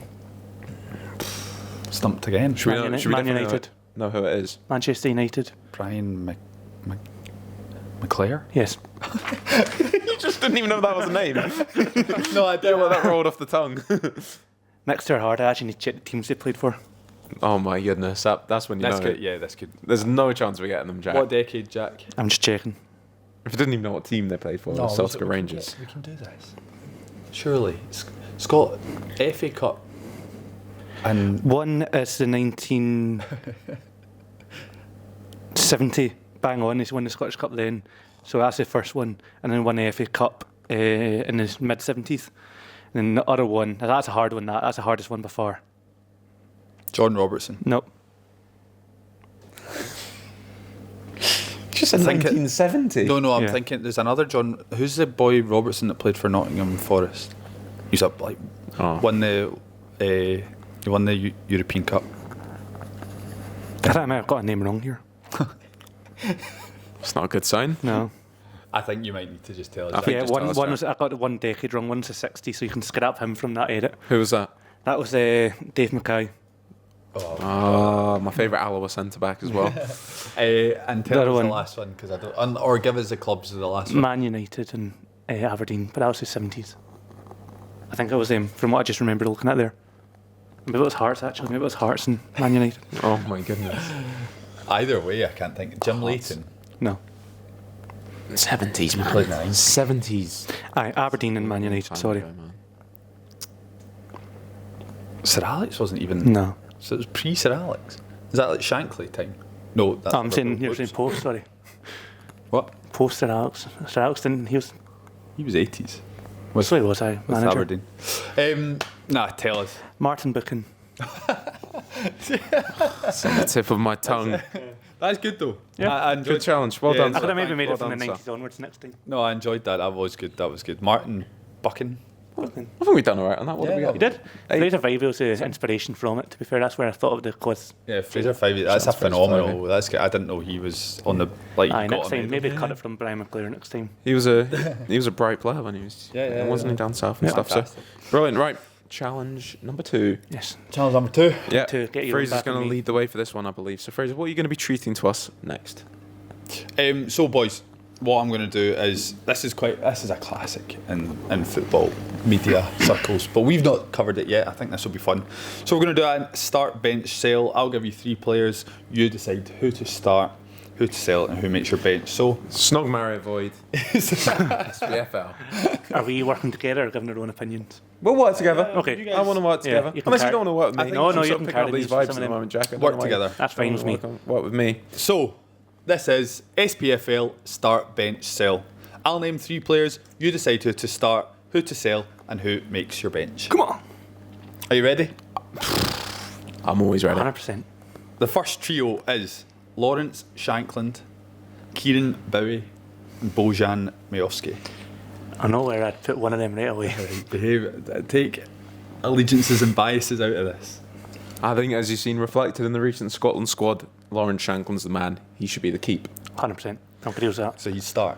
Yes, I think he should start, yeah. he starts. I think Shankland starts, and It's the next to that are a bit iffy, but are you talking about overall, like from the career or recency? just You're I'd the say manager. them. I'd You're say the they're manager. current. They're sort of current. If you're saying current, Ability. then I know what I'd say. If you're saying current, I'm such a big Kieran Bowie fan, but Majowski's got quality, man. He's got serious quality. I think if you're looking overall, you bench Majowski. But I think if you're talking about recently, Bowie. Maybe form, but I still think Majowski's got enough in the tank in terms of quality. I wouldn't bat an eyelid if you put him in the bench and sell Bowie. It's just more Bowie's up and coming, and I think he's one of the most exciting Scottish players, I think, for me personally, so I'd have benched him. Bench. Oh, you know what? I'm already for saying Kieran Bowie's one of my favourite players in the SPFL. Of course I'm going to bench Kieran Bowie. And we'll sell that Majowski fella. 100%. I mean, you'll make a lot of money from Majowski. That's true, yeah, we'll cash Yeah. in. Yeah. Cash in 6 mil in the bank. Perfect. Ka-ching. So, up next, we're going to the Championship. Right. Love that. Logan Chalmers, Josh McPake, Dylan Easton. You're wanting to keep Dylan Easton, Callum. Dylan start, Neeson needs to start as the sort of most steady head of the 3. Consistent numbers. He's done it for a while. Dylan Neeson, he scores, gets assists. He's been on Joga Bonito. He's going to be our keep. Yeah. But I love Logan Chalmers, so I would want to bench him. That sounds a bit contradictory, doesn't it? It's, You know what? Josh McPake's putting the numbers up this season, as Dylan Neeson has That's done as true. well. I think Josh McPake might need to be on the bench. And with a heavy, sad heart, Logan Chalmers gets That's cut. so harsh, but you're the championship expert, so I'm not going to dispute you. McPake's he's in hot form, to be fair, in front of the goal, and that's just going to be the little decider between him and Chalmers. I prefer Chalmers, but I think the goals. You must be heartbroken at make that, the difference. Fraser. so start Easton, bench McPake, Yeah. sell Logan Chalmers. Yeah. Not in Jesus. terms of I prefer Logan Chalmers, but McPake puts the numbers up. Yeah, so. yeah. Fair. Fair enough. Okay, we're going back to the Premiership for this one. Happy We're going days. into midfield. We've got Leighton Clarkson, Josh Mulligan, Killian Phillips. That's quite an easy one for me. I don't know about you. I think I've got it worked out in my head what I'd do. So I think Leighton Clarkson, for me, he's the sell. Yeah, sale. yeah. I know you're a big Leighton Clarkson fan, but you're talking about 2 other quality Yeah. midfielders here. Leighton Clarkson just doesn't do enough for I me. wonder if we're going to disagree with each other here. If I'd be starting Phillips. Killian Phillips, easy start. Oh, I'm glad we're agreeing that then. We're Best- working well together. Best midfielder outside of the old firm. Well. Mic drop. I Maybe reckon- and Hearts, sorry. Well, best midfielder out of Hearts and Celtic. Do you remember that challenge we did a few times when it was me and you working together at Scotland money one? How much we argued about who to go for. Me and him are on the same page here. No, I mean, you mentioned Killian Phillips. I'm a big fan. You know that. Just wait until we get into the right meeting. I'm scared about the League Cup finals then. So we've got start Killian Phillips, bench Josh Mulligan, and Sale later. That was the easiest one yet. I'm happy with that. Wow. I like Josh Mulligan. Okay, we're going to League One now. Okay. Ollie Shaw, Alfie Babbage, Kieran Shanks. Ollie Shaw he's a cut above a League One level, you know what I mean? So, like, he probably shouldn't be playing in League One. He's a top scorer in the division. Ollie Shaw's got to start. He's the experienced head of the three. Yeah, and it's a bit unfair to put him up against these two guys who are both brilliant football players as well. You're splitting hairs a little bit. Probably bench Shanks, but it's one of those ones that's a toss of a coin in it. But I'd probably bench Shanks. We'll put Shanks on the bench. We'll cut Alfie Babbage. No disrespect to Alfie Babbage, to the Bav. But Shanks, he's the man in form as well. We've got the top scorers in the league. We'll just stick with that order. So Shanks will be the bench. Ollie Shaw start, Kieran Shanks bench, and Alfie Babbage Sale. Yeah. Up next, Robbie Mann, Mark Stowe, John Robertson. Did I say Stowe right? Is it Stowe or Stowe? Stowe.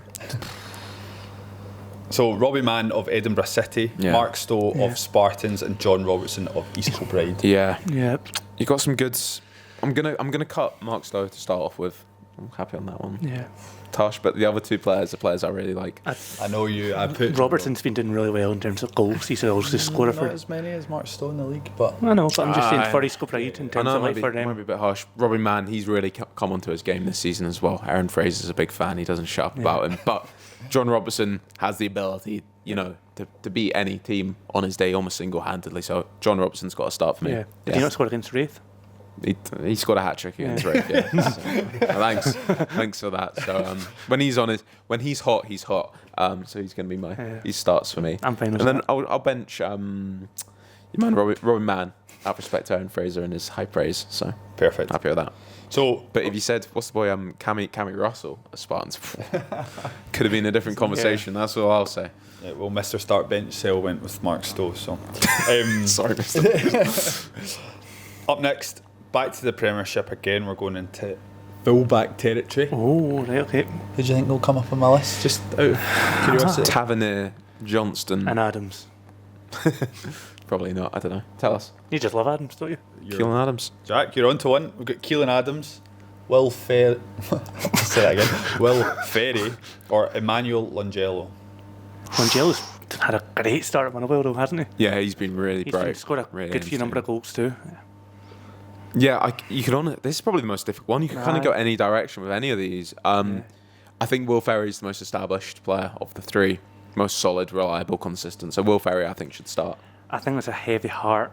You've got to sell Keelan Adams. Do you think? I think it's a heavy heart, but I just think because he is great bursting forward and showing, you know, those powerful runs and getting forward in attacks. It's just, he's still young. I'm not having a go at him, but I'm just thinking, he's far better than me and anyone sitting here.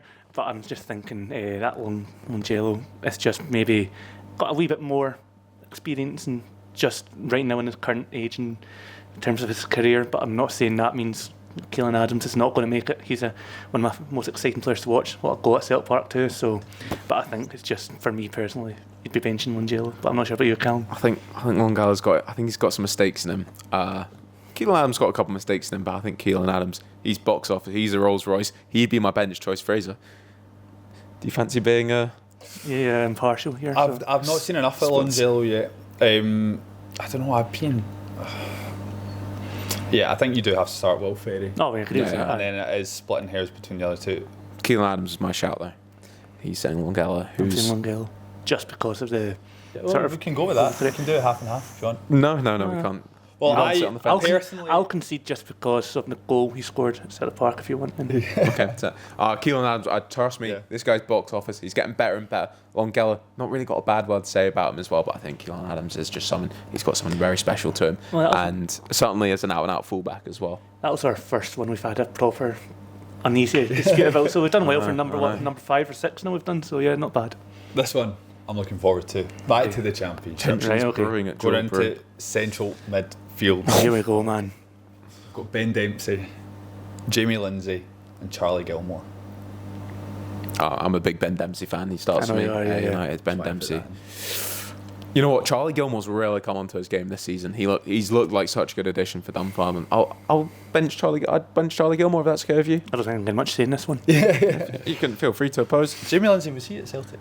Jamie Lindsay was at Celtic, and Jamie Lindsay arguably has the most ability of the three and the highest ceiling, but he's not shown it for a little bit. So we are doing current ability, current form. So I'm going with that. Ben Dempsey's just coming back from injury, but you can see the impact that he has in the Ayr United team. Charlie Gilmore, I think I've seen multiple tweets from Dunfermline fans saying that he is just different gravy. I wouldn't listen to them.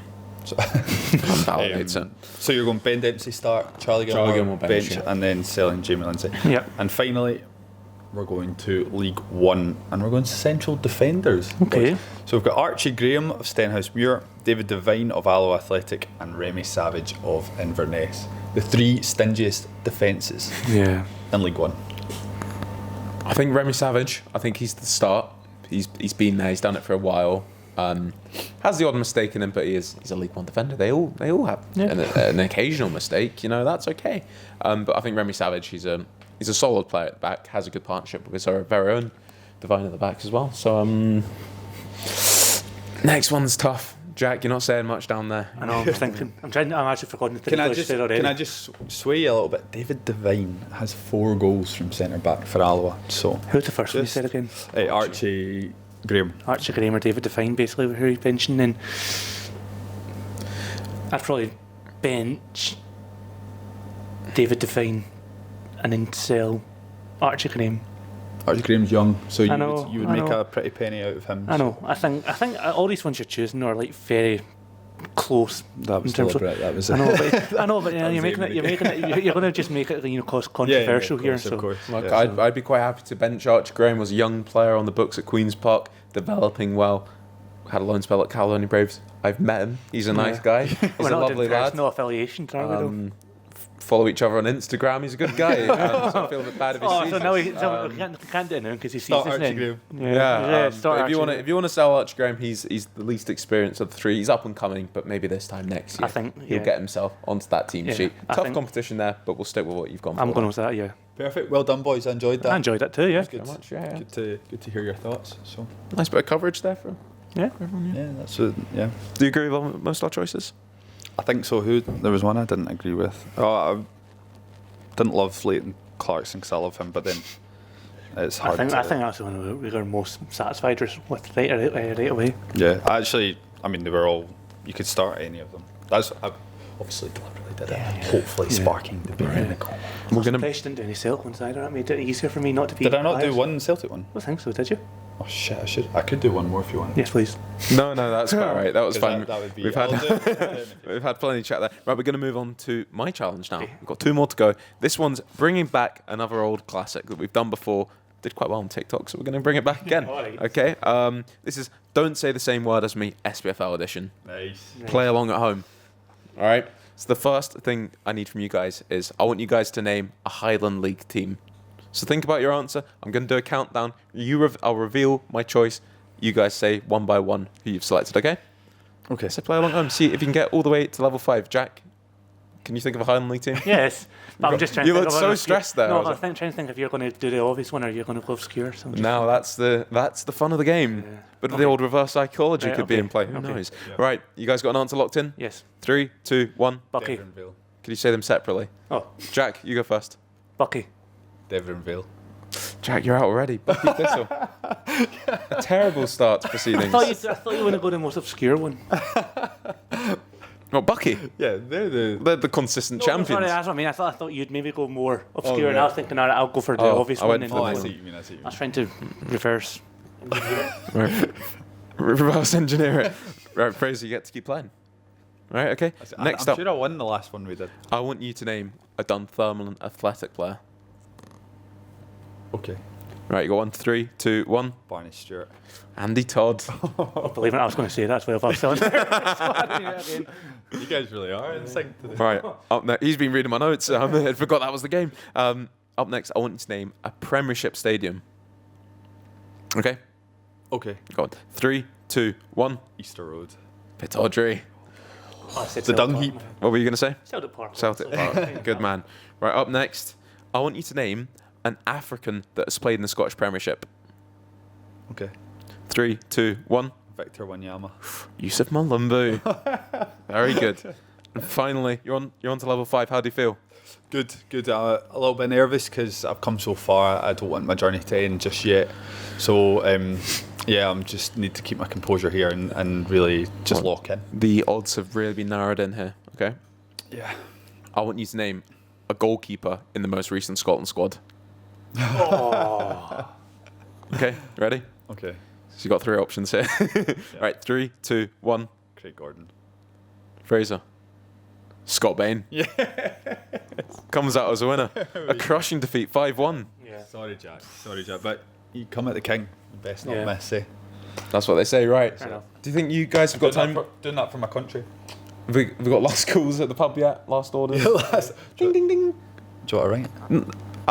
Go and ring it. I can ring it. Yeah. Will you guys keep talking? Go, yeah, Will we'll you set up? Get prepared for the next challenge. We'll whilst, keep talking, we're Should we gonna stay live. dispute our off-camera Jack, debate? how's your love life going? No, not Any about that. updates? I thought we had to keep talking. I'm actually cramping in my butt cheek. Ouch. Talking about lifestyle. That was so loud. Absolutely. I brought the mic. Brilliant, with me my now. life, man. The audio levels are going to be tested there. Yeah, last orders at the bar. One more challenge to come. Fraser Godden, take it away, please. Oh God, sorry, I'm not prepared for this. I literally said to get prepared. No, you whilst did. walked I was away. too busy chatting shit. So, I've got another quiz for you, Right, boys. okay. This one is. It's got an international flavour.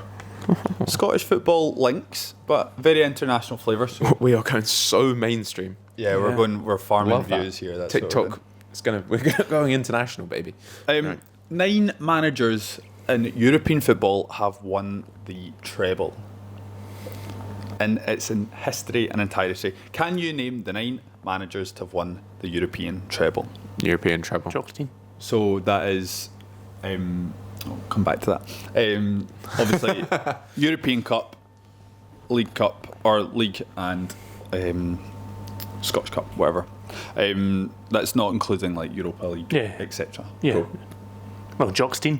Jockstein's correct, yes. That's our first Scottish link in here. I presume the second one will be Sir Alex Ferguson. Correct, yes. So that's the Scottish link to this, We need this to- challenge here. Yeah. Cool. I take it they're Brilliant. not all. Just to yeah, validate yeah. this as being a quiz. So they're not all, obviously, then. So you've got different national. You've got Pep Guardiola. Pep Guardiola, correct. Has he done it twice? I don't know if that Bayern counts. and Barcelona. He has Bayern and Barca. Can you name the years? He didn't do it at Bayern, did he? 2000. He didn't win the Champions League at Bayern City. Sorry, no. Barca and Man City, you're Yeah. right. City. Was it 2009 or 2011? It would have been, and then Man City was Couple of years. 2023. 2023, yeah. Good knowledge. And then yeah, the most 2008, 2009, and then 2022, 2023. The most recent one, Luis Enrique. Great shout. Yep. Oh, of course, yeah. Luis Enrique, he's done it twice. Yeah. 10 years apart for Barcelona, yeah, Barca yeah. and PSG. How many have we got then? I'm having a bit of a mind slip here, but there was who was the Bayern Munich manager?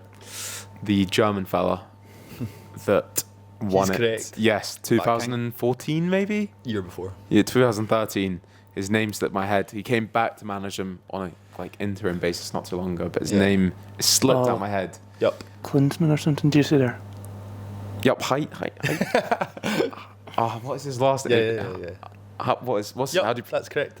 Yep. Yup, Heinix or something? What's his last name? Hinkes. Yup, Hinkes. Yep, Hinkes, yeah. I'm quite happy with that one. So he won it with Bayern, obviously German as well, in 2012, 2013. Okay. Beating Borussia Dortmund in the final. So we're thinking Champions League winners. Liverpool didn't win a treble when they won it, did they? No. Do you know what's fascinating? On Jockstein was the first manager to ever do it. He won 5 trophies as well that season. Or Won 5, won every trophy. And then there was another manager who did it a few years later, but then the gap after that, there was 4 that had done it. Sir Alex Ferguson was the 4th, Right, okay. and he Was did it- that in 1999, Oh, he was the 4th in and 19. he was the 4th. And since then, there's been 5 to do it. So I take it. football's getting easier. Carlo Ancelotti done it. Really? Is it really? That's incredible.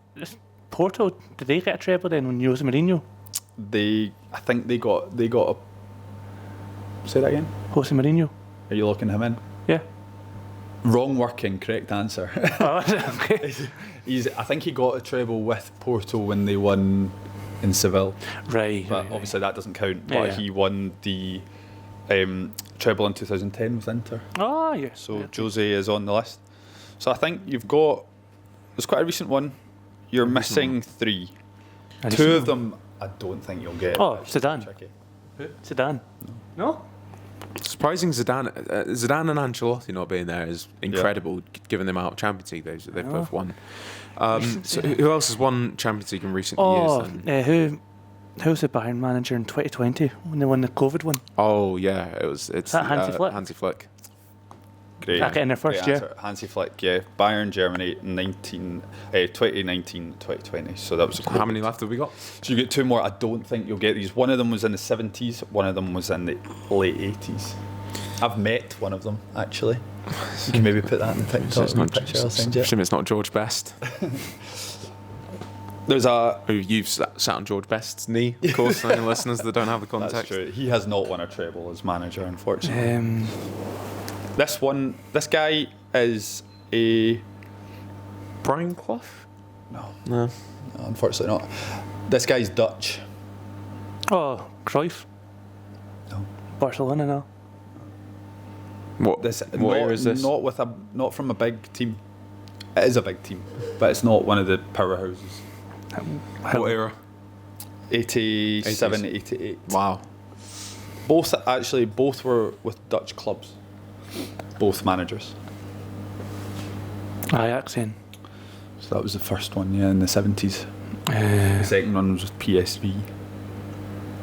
With a Dutch manager. They're a pretty big club. No, they are. Of course they are, but they're not like Barca. You're going to get Dutch fans now coming in and having a go at you on TikTok. My pal's a Feyenoord fan, so he'll be loving it. He's a love that so game it's you'll my be into then. My cousins are final fans. You saw them get beat at Celtic Park, didn't you? I did. I don't know. I'm struggling here now. I can't even think Dutch managers going back Gus Hiddink and that. I feel a bit better now about my... What did you say? Gus Hiddink? Is it? Is it? Oh my God. Wow. Great shout. Never got that. Pull.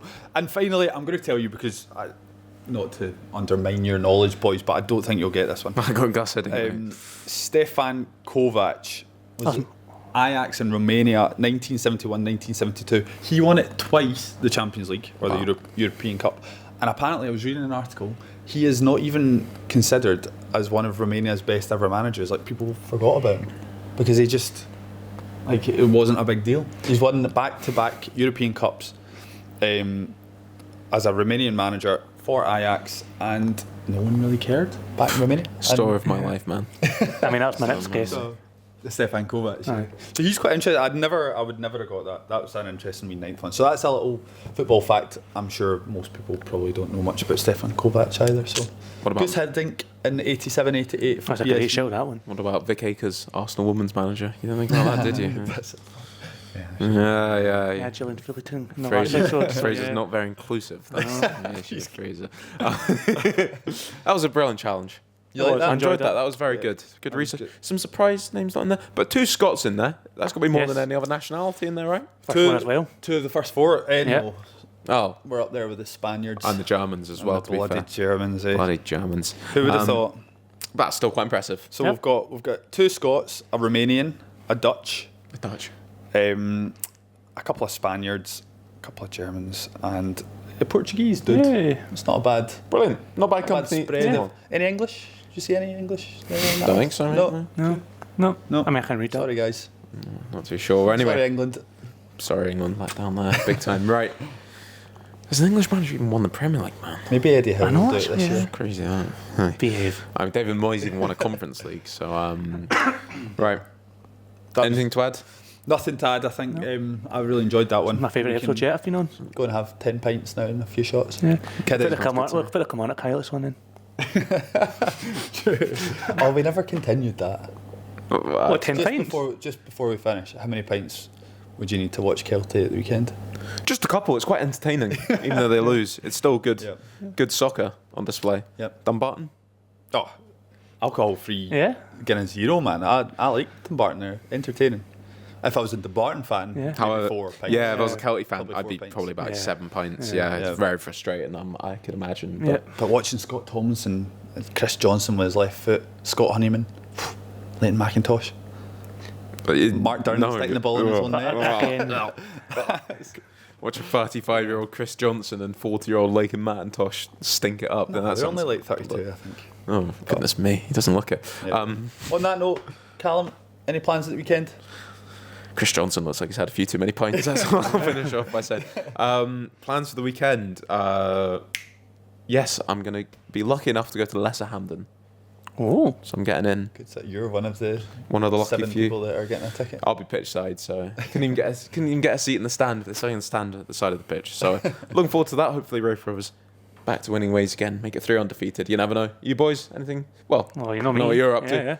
Well, I was about Big to man? actually ask who. What am I doing? I'm working the weekend again. I'm actually. Do you know what I'm doing Saturday morning? Refereeing. Oh, who are That's you it. refereeing? And the wee guys that like Wee guys to on comment TikTok on it, comments, yeah, they'll get to see. I'm not going up to Dingwall, Wow. No. but I'll be keeping it. I'll actually be in here pulling pints at the time. But refereeing on Saturday morning. Looking forward to that. Have hung my whistle up a few months ago. Yet to blow it in a while. What so. games are you refereeing? Just 3 7-a-side matches. Nice one. Where are these games?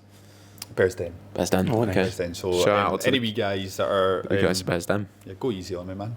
Aye. It's been a few months since I've. W referee. Yeah, put that in the comments. W referee in the Yeah. chat. So, and big thanks to the kind people at Jaw Jaw Brew. Brew. Yeah, Brew, yeah. Jaw Just Brew, yeah. I'm looking up. I think it's just about in shop. So Jaw Brew. If not, look at the glass. It's a lovely little pub, would you not say? Oh, it's delightful. I've had a brilliant time here, and hopefully maybe we'll be back at some point as well. It's been lovely. Hopefully, anyone who's watching, if you want to come pop down, Yeah, get some I'll be here next time I'm in Well, Mulgate. Fraser might be here as well working. So come get open some Wednesday to Sunday, closing on Monday, Tuesday. So Who drinks on a Monday anyway? Yeah, Exactly. I did yesterday. Yeah, me too. But drink responsibly, as you told me Obviously, earlier on. So, boys, plenty to look forward to. Thank you, Jack, for coming on to join us Thanks again. for having me. That's my favourite episode yet I've been on. oh, Not saying I've not enjoyed other ones. It kind of sounds like you didn't enjoy the other ones, but I loved other ones. I feel I knew I was talking about this one though. goodness me, I don't know what's happening on the outside. But I think that's our cue to wrap this one up. Yes. So, big thanks to everyone for watching. As ever, if you're on YouTube, like, subscribe, Spotify, leave us 5 stars. We'd love to see that. Fraser, final words. Joga Bonito is finito.